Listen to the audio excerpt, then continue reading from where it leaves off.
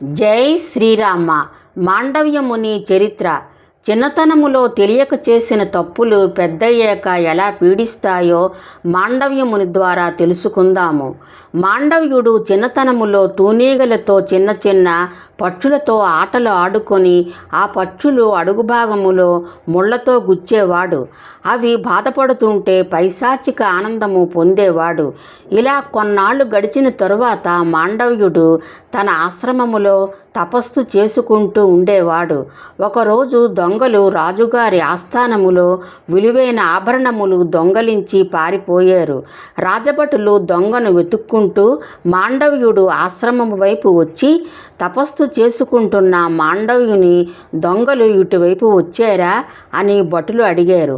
మాండవ్యముని తపస్సులో ఉన్నందున పలకలేదు అని రాజభటులు మాండవ్యముని రాజుగారి కొలువుకి తీసుకువెళ్ళారు.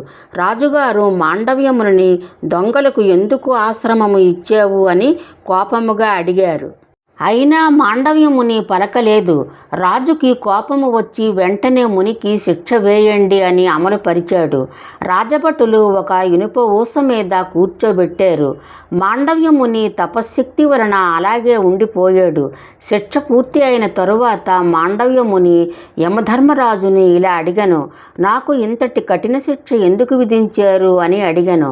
అప్పుడు యమధర్మరాజు, నీవు చిన్నతనములో తూనీగలకు పక్షులకు ముళ్ళుగుచ్చి ఆడుకునే సంఘటన గుర్తు చేశాడు యముడు.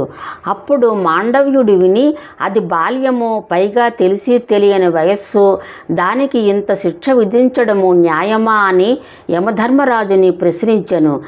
చేసిన పాపాన్ని కర్మ వదిలిపెట్టదు అనను యమధర్మరాజు. అప్పుడు మాండవ్యముని యమధర్మరాజుని, నీవు దాసీకి పుత్రుడుగా జన్మిస్తావు అని శపించెను. అతడే దాసీ పుత్రుడు భారతములో విదురుడు. ఏది ఏమైనా మానవ ధర్మము మరువరాదు.